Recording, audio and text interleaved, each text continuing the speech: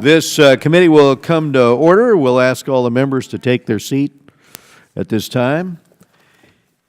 Pursuant to notice, we meet today to mark up 4 bipartisan measures, and without objection, all members may have 5 days to submit any statements or extraneous material on today's business.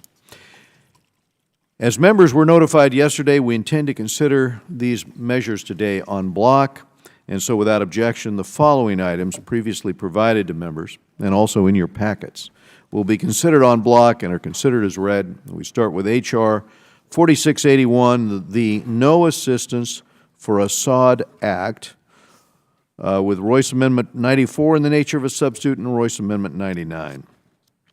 Next is H.R. 4744, the Iran Human Rights and Hostage-Taking Accountability Act, with Mccaul Amendment 91 in the nature of a substitute, Cicilline Amendment 129, and Poe Amendment 79.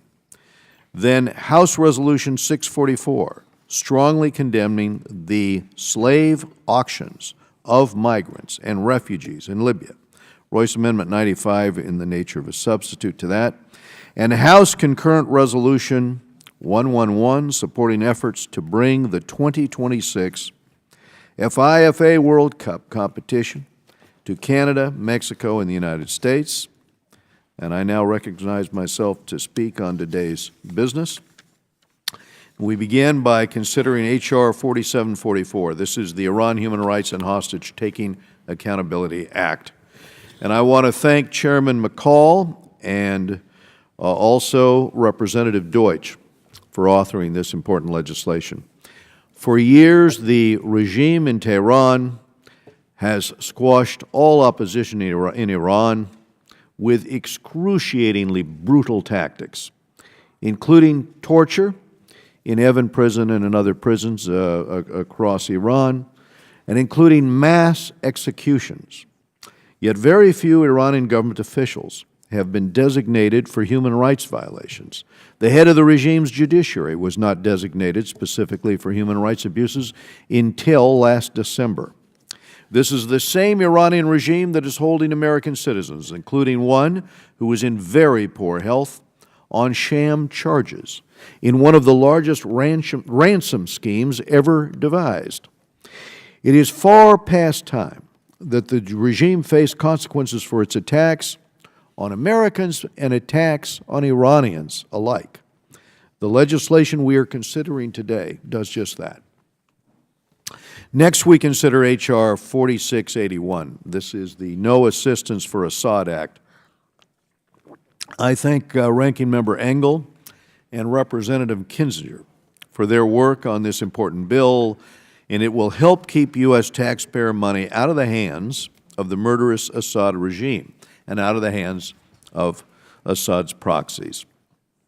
While the U.S. is, of course, sensitive to the humanitarian needs of Syrians living in devastated areas, and we remain, by the way, the single largest donor for emergency assistance, while we're concerned about all of that, we should not be responsible for rebuilding areas controlled by the Assad regime, controlled by Iran or Russia, Hezbollah, or Iranian-backed militias.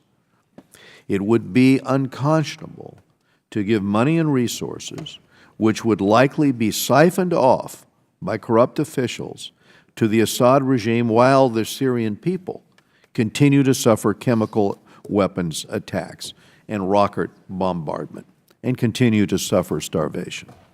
So next, I want to thank Representative Karen Bass for introducing House Resolution 644, strongly condemning the slave auctions of migrants and refugees in Libya.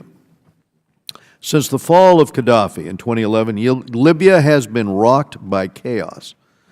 Shamefully, the resulting power vacuum has led to the expansion of terrorist groups that are heavily involved in criminal activities, including human trafficking.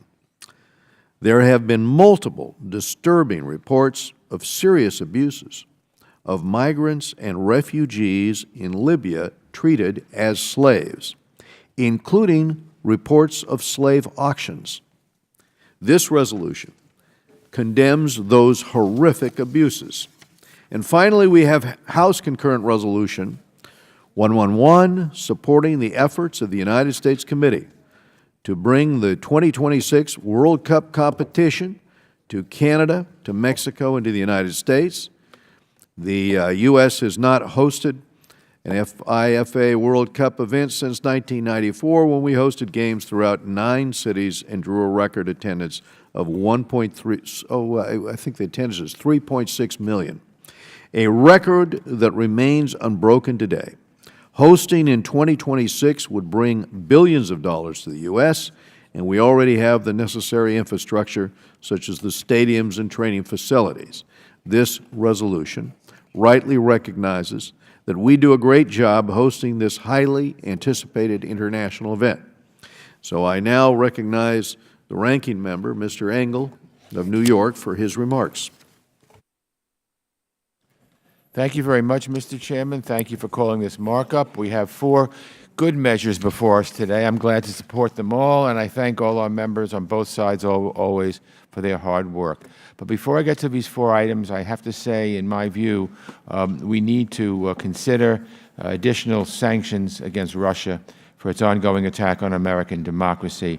The Chairman and I worked together to get the big sanctions bill across the finish line last year, and we want to see it implemented. So I hope we'll soon consider another bill that I introduced with Mr. Connolly, the Secure Our Democracy Act. It would specifically sanction anyone who interferes with an American election from overseas. I think we need to do whatever it takes. And if the administration won't do it, it's up to us. And I want to thank you again, Mr. Chairman, for bringing forward the No Assistance for Assad Act, which I introduced at the end of last year. I'm grateful for your support as a co-sponsor, along with that of Mr. Kinzinger and Mr. Boyle. The Assad regime's brutal campaign of violence wages on. It's just horrific. It's a loss of innocent life. We saw it in Aleppo, in Madaya, and now in eastern Ghouta. People are transmitting their goodbyes to their loved ones as they live under intense bombardment. The regime is using chemical weapons again. Children are suffocating, and silence from the international community. As we continue to work to find some way to end the bloodshed, we also need to start thinking about what will come down the road. This bill says that American assistance for reconstruction should be available in areas controlled by Assad only if the regime stops indiscriminate use of weapons, only if the regime ends attacks on civilians and civilian facilities. This bill says that money can only flow if the regime releases political prisoners, allows human rights organizations access to the prisons, and removes senior officials complicit in human rights abuses. There's a number of other benchmarks as well, moving toward free and fair elections and an independent judiciary, minimizing reliance on Iran, allowing the safe return of refugees. These limitations won't affect locally administered projects. They won't affect humanitarian assistance. Recovery in Syria will be a slow and painful process, but we cannot allow those responsible for hundreds of thousands of murders to control American dollars meant to help the country rebuild. I'm grateful for the bipartisan support this bill has already received, and I ask all members to support moving it forward today. Let me thank next Mr. Mccaul, the Chairman of the Homeland Security Committee and one of our good members of this committee, and Mr. Deutsch for offering their bill to expand sanctions on Iran as it relates to taking American citizens prisoner. We all know Iran's human rights record is just atrocious. Torture and brutal punishment are the norm. Iran has a record of extrajudicial killings and forced disappearances like the 1988 massacre. Human rights advocates, political dissidents, and journalists are regular targets of the regime. And of course, Iran continues to detain American citizens, notably Siamak and Bakir Namazi, Siamak and Bakir Namazi, and Shia Wang. This bill would expand on existing human rights sanctions in a way that doesn't affect American obligations under the nuclear deal. So I'm glad to support this bill. I'm also grateful to Representative Bass for her resolution condemning the disgusting slave auctions taking place in Libya.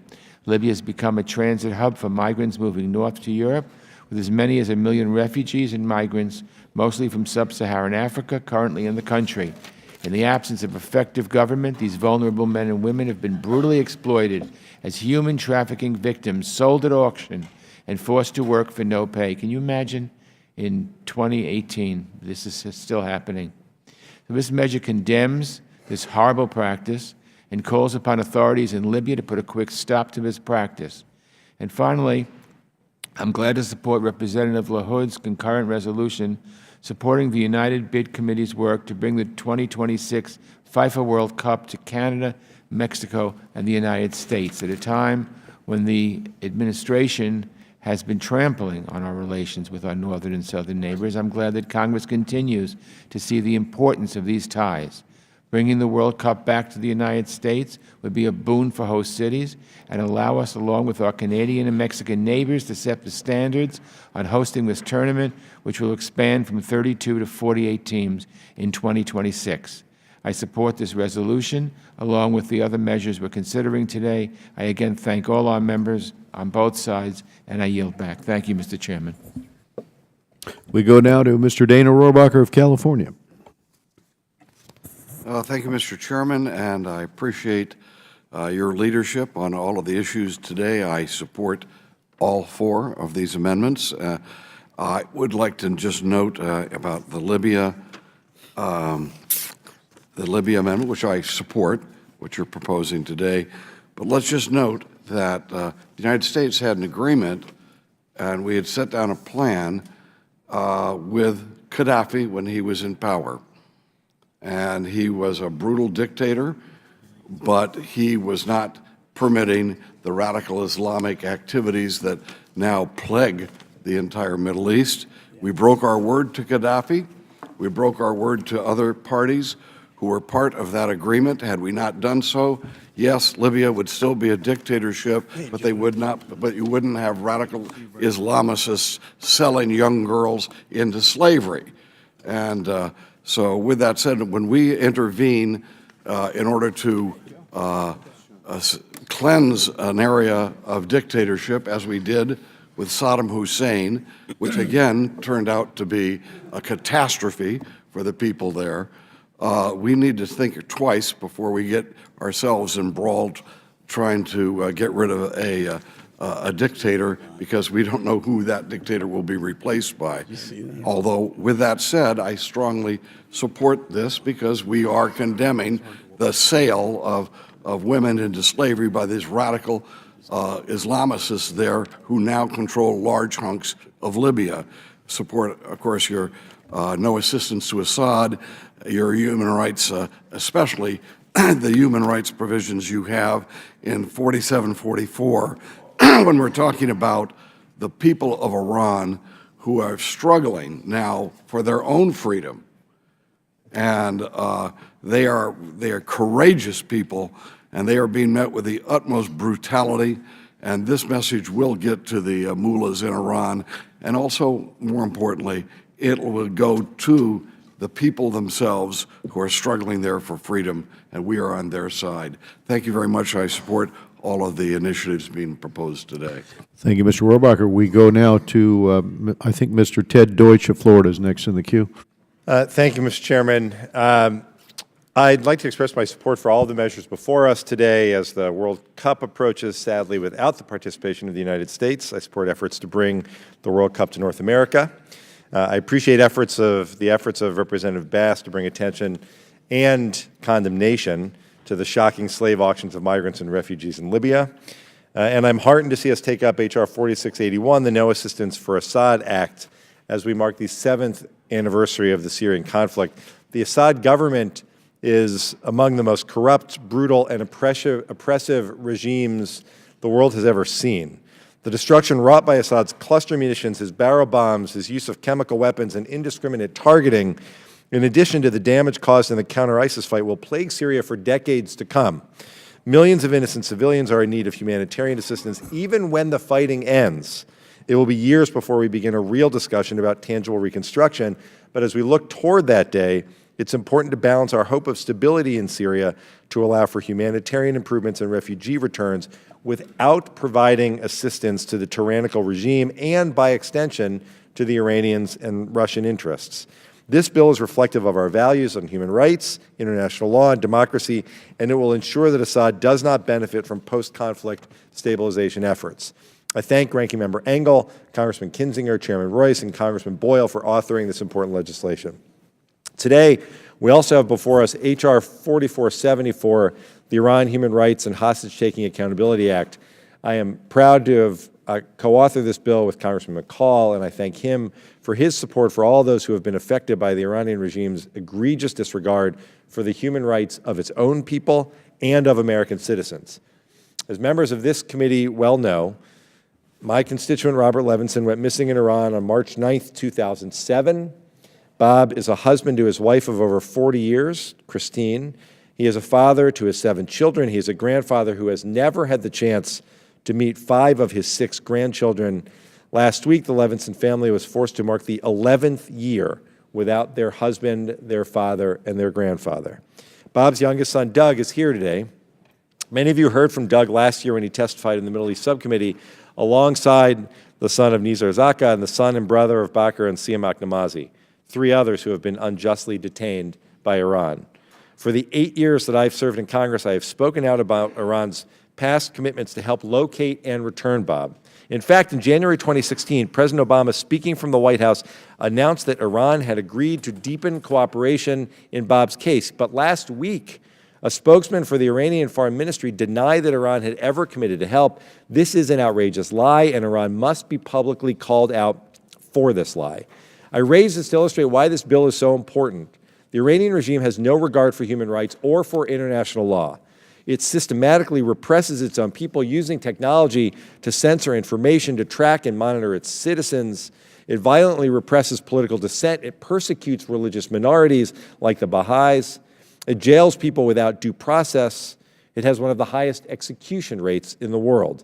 And it takes Americans and other foreign nationals hostage. We can say they've been detained. We can say that they're imprisoned. But let's be clear. This is hostage-taking. This bill has nothing to do with Iran's nuclear program. It has nothing to do with the Jcpoa. We are not undermining the deal by acting today. We are simply making clear that American citizens will not be used as leverage or bargaining chips. We are making abundantly clear that this Congress stands for human rights. We stand against brutal authoritarian regimes. We stand for the Americans who are being held in Iran. We cannot tolerate Iran's abuses, and every responsible nation should join the United States in condemning these despicable practices. Mr. Chairman, Ranking Member Engel, I thank you for your support on this bill and for the support that this committee has provided to the Levinsons and to the families of all of those being held in Iran. I hope and pray that this is the last time that I have to tell Bob's story, because it is well past time to bring Bob home to his family. Thank you, Mr. Chairman. I yield back. We hope so as well, Mr. Deutsch. We go now to Mr. Mike Mccaul of Texas. Thank you, Mr. Chairman, Ranking Member Engel, for holding today's markup, including my bill to hold the Iranian regime accountable. I introduced the Iran Human Rights and Hostage-Taking Accountability Act with Mr. Deutsch, who's just spoken on this very eloquently, and I'm grateful to have your support. The Iranian regime continues to perpetrate gross human rights abuses against its own people. They continue to suppress the country's voices for reform through censorship of the media. They continue to recklessly use the nation's resources to expand its regional influence through its support for terrorist organizations.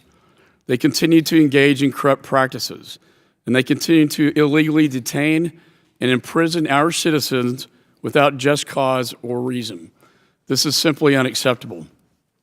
Mr. Chairman, this bill serves as a clear signal to the people of Iran that we support them in their quest for freedom. My bill shines a light on the regime's human rights violations and sanctions those who are complicit in such crimes. The same goes for Iranian officials guilty of corruption, censorship, and the diversion of goods intended for the Iranian people.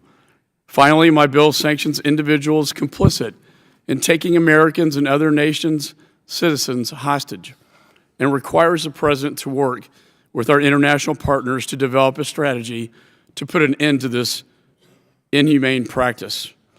We have 5 Americans currently detained in Iran. That's intolerable. We must do all we can and apply as much pressure on Iran as necessary to ensure their safe release and prevent future Americans from being held hostage by this brutal regime. I want to again thank the chairman, ranking member, Mr. Deutsch, for your leadership on this committee to hold Iran's officials accountable. And with that, I yield back. Thank you, Mr. McCall. We go to Congresswoman Karen Bass of California. Thank you, Chairman Royce and Ranking Member Engel. In November 2017, CNN broke a story about modern-day slavery in Libya with a grainy video that shows an auctioneer standing in front of a group of young men shouting, "Big, strong boys for farm work." $400, $700, $800. The video left people shocked and sparked protests outside of Libyan embassies here in the U.S. and across Africa and Europe. In December 2016, the UN Office of High Commissioner for Human Rights reported that many migrants in Libya are forced to work for no pay on farms as domestic workers, construction, and road paving workers. And in April 2017, the International Organization for Migration gathered evidence and issued a warning about slave markets in Libya. While there were many warning signs from various international organizations that migrants, refugees, and asylum seekers were suffering abuse, it took actual video evidence for the world to pay attention. Libya has become a primary transit hub for migrants and refugees attempting to reach southern Europe by sea, and the UN estimates that there are now between 700,000 and 1 million migrants and refugees in the country. How did we get here, and what is the solution to the crisis? The fall of Muammar Gaddafi, in which the U.S. participated, as my colleague on the other side of the aisle acknowledged, led to significant political turmoil and insecurity within Libya. Since then, there has been no effective government in place in the country. The internationally recognized Government of National Accord controls some parts of the country, but other political actors control other parts, and there are numerous ungoverned zones across that vast country. This resolution not only strongly condemns slave auctions and the exploitation of migrants and refugees as forced laborers in Libya, it also calls upon all parties to the conflict, including parties to the Libyan political agreement, to investigate and eradicate the auctions, hold those identified in investigation accountable in courts of law, manage the migration flows and migration detention centers in a humane manner, and investigate how funds earned through the transfer, sale, and exploitation of migrants are used and the extent to which such profits are fueling and prolonging Libya's civil conflict. We're also calling upon the United Nations to investigate allegations of the slave trade and other forced labor in Libya, and advocate that all parties to the conflict in Libya allow the UN High Commissioner for Human Rights to regularly monitor and publicly report on the situation of all refugees and migrants, including those in detention centers. In addition to what is called for in the resolution, the bottom line, of course, is that slavery is a crime against humanity, and we cannot sit idly by while people around the world are exploited. These auctions expose the interconnected and complex nature of this crisis, and any solution to this problem will require a holistic and comprehensive strategy for Libya and the sending countries across Africa that promotes democratic governance and rule of law, human rights, and creating economic opportunities. The United States must remain focused and continue to promote U.S. values around the world that includes speaking out publicly when we see human rights abuses. But in order to do this, we also need a fully staffed and funded State Department and USAID so that we can remain focused on these issues. We need to join with the international community to address the reasons behind the migrant crisis, the instability of the countries where the migrants were fleeing from in the first place, as well as the international community joining together to assist Libya in addressing this crisis. Thank you, and I yield back. Mr. Jcpoa of Texas. Thank the chairman. I'm proud to support H.R. 4744, the Iranian Human Rights and Hostage Take and Accountability Act, introduced by Representatives Mccaul and Deutsch. Thank them for that. Mr. Chairman, the mullahs in Tehran are among the world's worst human rights abusers. They almost take joy in hurting people of their own country. This year, we've witnessed their brutality again on display as they crushed political dissident from their own people, and they did it in a very violent and brutal way. International tension has faded, but the Iranian people are still in the streets demanding that their rights be protected, whether it be economic opportunity, access to water, religious freedom, or gender equality. The United States should support these dissidents in Iran and Iranians throughout the world that are trying to have a regime change in their own country. In response to these dissidents, the regime has murdered dozens and locked up thousands, as it has done many times before, without any punishment from the outside world. To that end, I'm introducing my amendment, H.R. 4744, to address the regime's past sins, sins that Iran has refused to admit or be held accountable for. Specifically, my amendment calls for investigations of past crimes, such as the 1988 massacre, where thousands of political prisoners were systematically murdered by the regime. Some estimates are over 30,000 were murdered in the streets in 1988. These barbaric mass executions by public hanging, firing squads, including of teenagers, pregnant women who refused to renounce their political affiliation, including many from the MEK, today's leading Iranian dissident group. It's important to remember who exactly were the victims of this bloody massacre. Iranian security officials would ask detainees, "What is your political affiliation?" And those who said the MEK would be immediately placed on execution list to meet their date with the hangman. Mr. Chairman, some of the friends of those that were killed in 1988 in this horrific massacre are here today with us. So horrific was the act that the deputy to Iran's ruler at the time, Ayatollah Khomeini, called it, quote, "the greatest crime committed during the Islamic Republic for which history will condemn us." Well, today is the day of reckoning. It's taken 30 years to condemn Iran for the murder of 30,000 political dissidents, the MEK, and it's time that we adopt this amendment.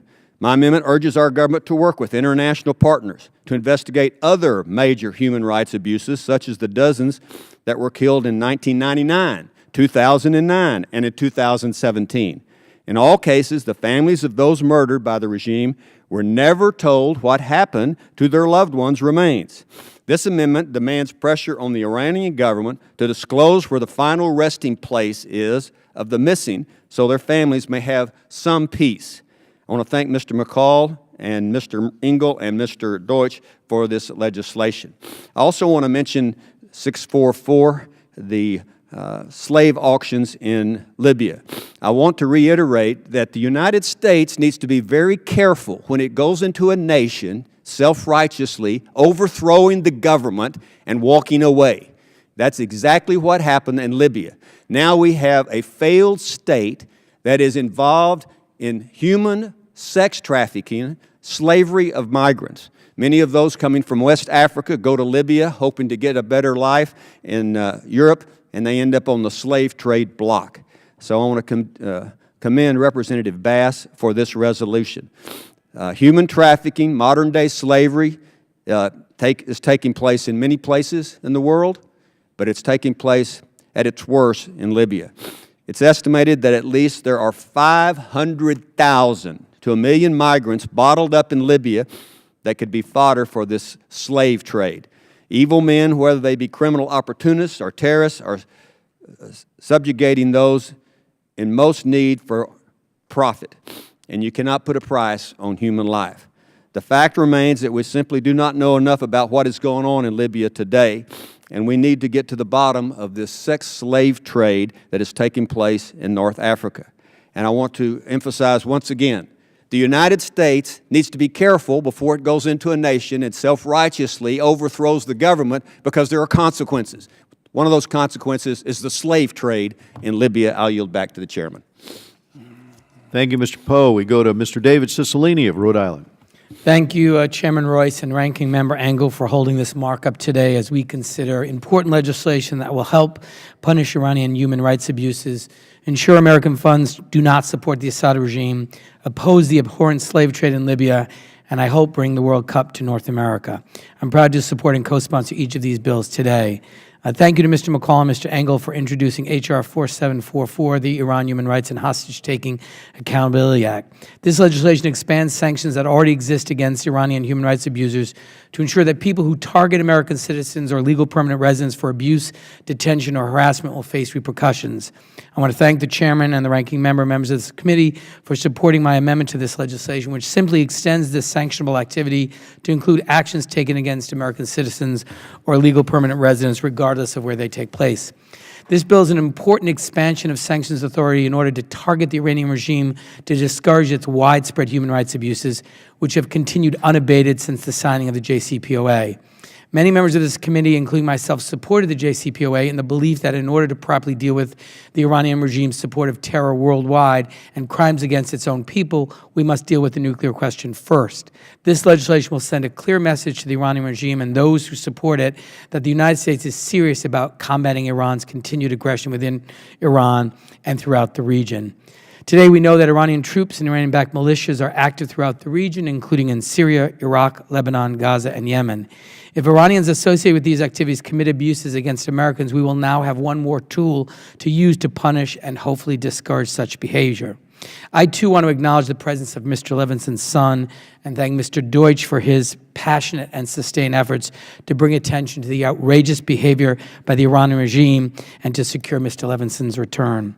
I'll close by saying that I remain strongly committed to the implementation of the Iran nuclear agreement.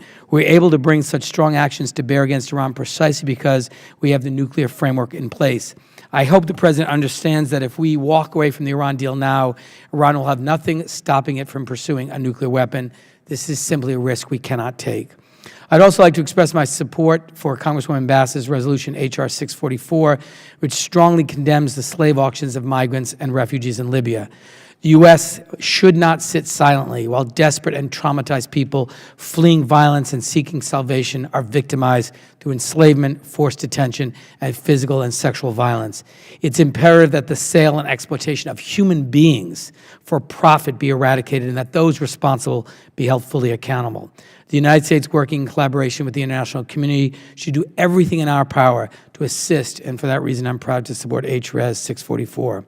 I'm also glad to support H.R. 4681, No Assistance for Assad Act, and thank Ranking Member Engel for his leadership in introducing this legislation. Since 2001, the Syrian people have witnessed destruction, violence, and a shocking disregard for their fundamental human rights. Our policy of foreign assistance for Syria must focus on early recovery, reconstruction, and stabilization for a democratic, non-Assad-led Syrian nation. We must ensure that American money does not in any way support the murderous Assad regime, and implementation of this bill will do just that. The actions required of the governor of Syria by this legislation would make a substantial step forward in a safer, more stable nation, region, and a world. And finally, I'm proud to support H.Con.Res. 111, supporting the efforts of the United Bid Committee to bring the 2026 World Competition to Canada, Mexico, and the United States. Sports are an important way to increase cooperation and goodwill among nations and cultures. The FIFA World Cup is the biggest single sporting event competition in the world, and every 4 years the contest brings together 32 teams from 32 nations who compete on the pitch and inspire millions of viewers around the world. Hosting a World Cup in North America with our neighbors would be great for our economy and provide us an opportunity to showcase our hospitality alongside our neighbors to the north and south. And I'll add, of course, that Rhode Island would make an excellent location for the World Cup. We're known for, of course, our award-winning cuisine, our great oceans, our beautiful summer weather, and I know we'll compete in this as well. But I want to thank all my colleagues for the important measures that are brought before this committee, and yield back the balance of my time. And the tomato sauce. Thank you, Mr. Cicilline. And we go now to Dan Donovan of New York. Thank you, Mr. Chairman. I'd like to speak about two of today's bills, the No Assistance for Assad Act and the Iran Human Rights and Hostage-Taking Accountability Act. With regard to the No Assistance for Assad Act, Assad alone is not responsible for the rampage upon his own country. Other nations such as North Korea, Iran, Russia, and China continue to lend a helping hand to Assad's reign of terror. The United Nations discovered that North Korea has been shipping chemical weapon components to Syria. Over 2,100 Iranian forces have died in the Syrian conflict. Russia's involvement in Syria is well known. and China has pledged $2 billion in construction and provided military support. The humanitarian effect of Assad's war on his own population is staggering. Physical reconstruction is estimated to cost in the range of $200 to $350 billion, but there is no amount of money that can heal the wounds Assad has inflicted. Meanwhile, the United States has spent a staggering $7.4 billion in Syria since 2011, and there is still no end in sight to the violence committed by this vile dictator. Assad, North Korea, Iran, Russia, and China have significantly contributed to the death and destruction in Syria. They should be the ones paying to get Syria out of it. That's why I support the No Assistance for Assad Act, H.R. 4681, which places stringent conditions on U.S. assistance to Syrian reconstruction. Mr. Chairman, I also look forward to the day when the Iranian regime comes to the conclusion that its international terrorist activities and appalling violations of human rights is reprehensible. Until then, the United States must continue to apply maximum pressure, which is why I support the Iran Human Rights and Hostage-Taking Accountability Act, H.R. 4744. The list of Iran's human rights abuses is too long for me to list in my brief statement. This bill, among other things, expresses the sense of Congress that the United States should, 1, deny the government Iran the ability to continue to oppress the people of Iran and to use violence and executions to silence pro-democracy protesters. 2, support efforts made by the people of Iran to promote the establishment of basic freedoms that build the foundation for the emergence of a freely elected, open, non-corrupt, and democratic political system. And 3, help the people of Iran produce, access, and share information freely and safely via the Internet and other media. I am proud to work on this bipartisan effort to stand with the people of Iran, with my fellow members of Congress, and the President. And I yield back the remainder of my time. Thank you. We go to Mr. Adriano Espiat from New York. Thank you, Mr. Chairman and Ranking Member Engel. Thank you for continuing the bipartisan work of this committee. I am a co-sponsor of all 4 bills before us today.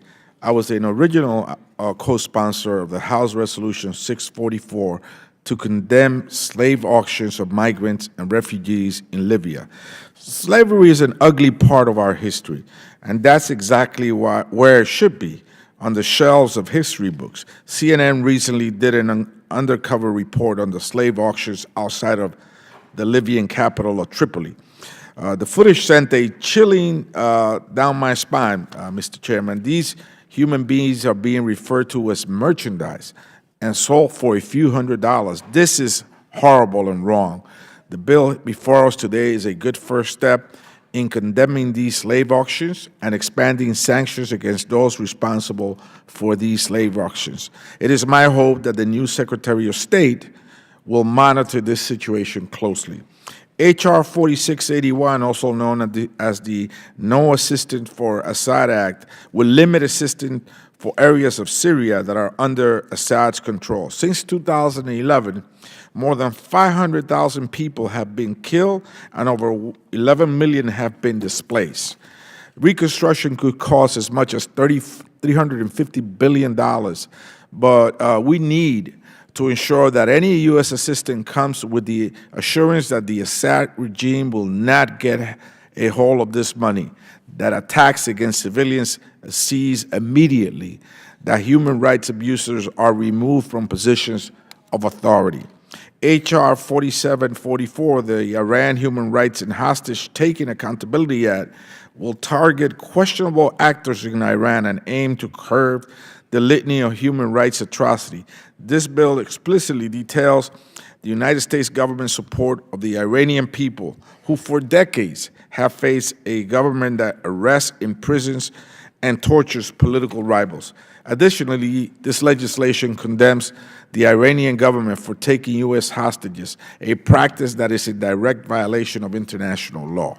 One of the captive Americans, New York City native Robert Levinson, was detained in Kish Island in Iran for more than 11 years ago, making him the longest held hostage in U.S. history. On March 11, 2018, an Iranian spokesperson said Tehran has merely assumed a humanitarian role on this issue, repudiating past statements from Iranian officials pronouncing the country's willingness to actively aid the U.S. in locating Mr. Levinson. Considering the proposed sanctions in this bill, I urge the government of Iran and its leaders to cease all suppressive tactics targeting political dissidents, terminate all support of terrorist groups such as Hezbollah, and immediately return every U.S. citizen held hostage in custody in Iran. Thank you, Mr. Chairman, and I yield back the remaining part of my time. Thank you, Mr. Espiat. We go to Adam Kinzinger of Illinois. Well, thank you, Mr. Chairman. I'm not going to take the whole time. I do want to thank you and the committee for bringing up the No Assistance for Assad Act. Today's the 7th anniversary of the beginning of the war. Over 500,000 Syrians have been killed, including 50,000 children, by Assad and his Russian and Iranian backers. Those brutal regimes don't just target critical infrastructure like hospitals and schools with their artillery strikes, but the Assad regime continues to use chemical weapons, including chlorine gas, to kill his own citizens with impunity. We've seen too many images of young children gasping for their lives after a chemical weapon was dropped on them. The United States has provided more than $7.4 billion of humanitarian aid to the Syrian people since the beginning of the Syrian war. While the end of the conflict has yet to be determined, when the violence does end, we'll have an obligation to help the innocent people of Syria recover from the rampage of Bashar al-Assad.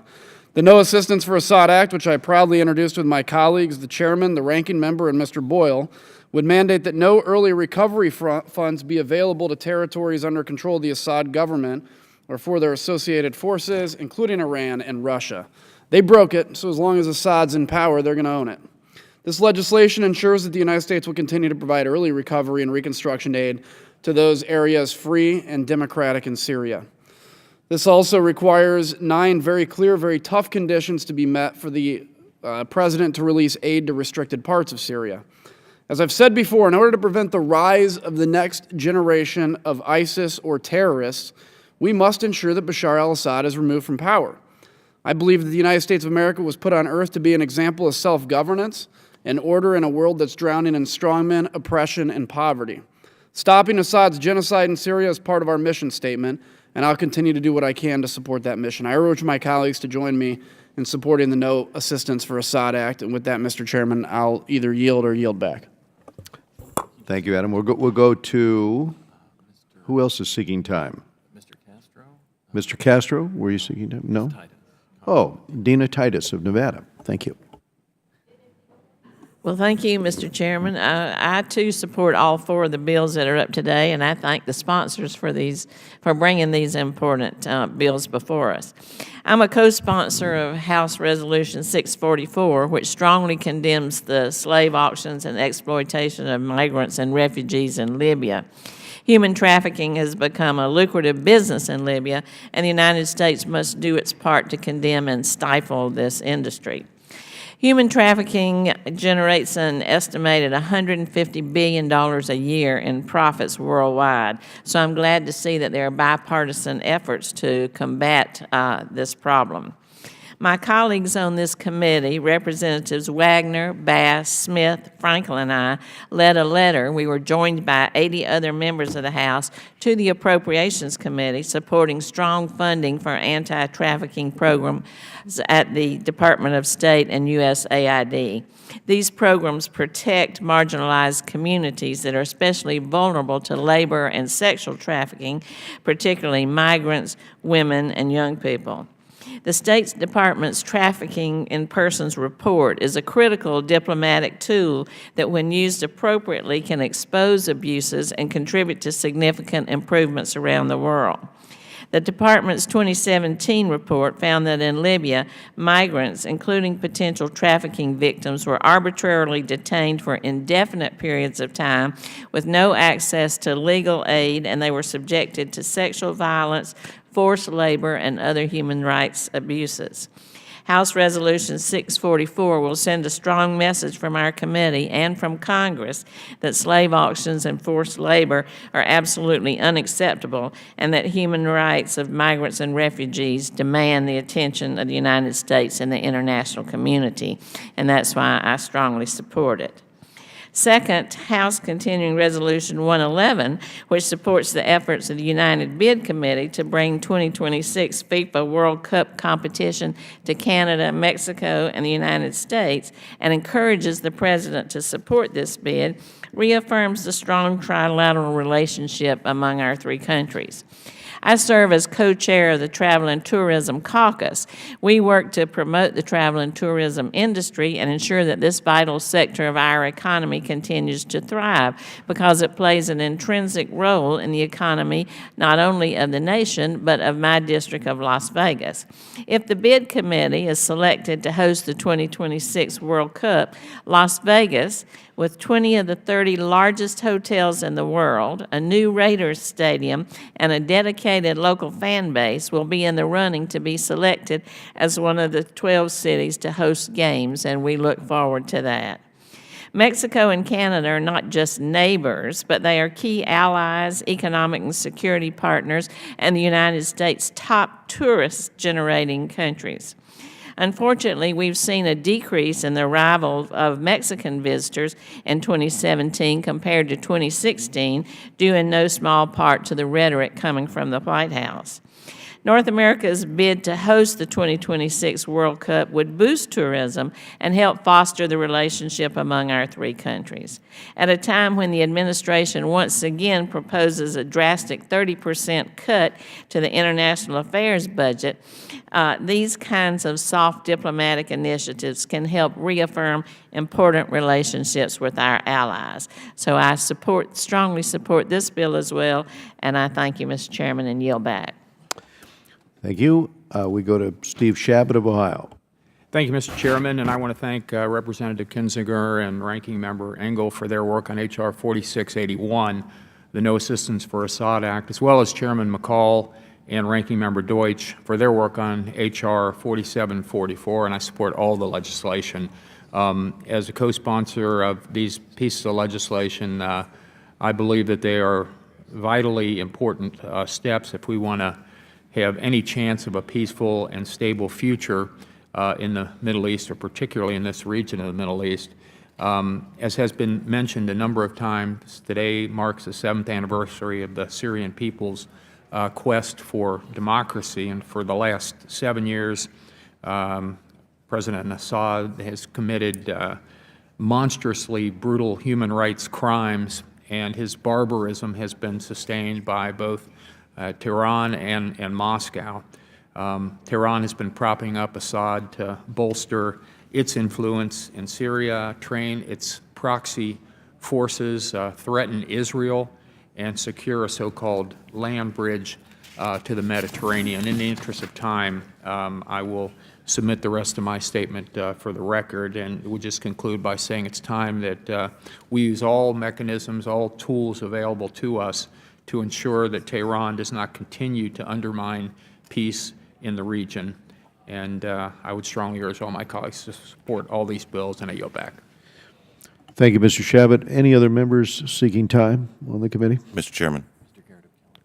Mr. Garrett of Virginia. Mr. Chairman, I want to speak specifically and directly to the amendment in the nature of the substitute offered by Mr. Poe from Texas as it relates to H.R. 4744 and the capacity in which it outlines offenses against human rights and basic decency by the Iranian regime, and specifically point out that in, I believe, HJR 188 earlier passed this year, this body had the willingness to tell the truth as it relates to who the victims primarily, but not exclusively, were of the atrocities that occurred in Iran in and around 1988. And that is to point out the reality that the bulk of the victims of those offenses were affiliated with the MEK. And now there's pushback essentially on telling the truth from somewhere, perhaps on staff or externally, I don't know. But it's a dark damn day, sir, when this committee's not willing to tell the truth to the world. Now, let me be clear, Mr. Chairman, and again, my tone reflects no animosity towards any individual, but the idea that the Foreign Affairs Committee of the House of Representatives of the United States would be afraid to acknowledge a reality because it might not be politically expedient as to who the victims of the atrocities committed by this horrific Iranian regime are and were.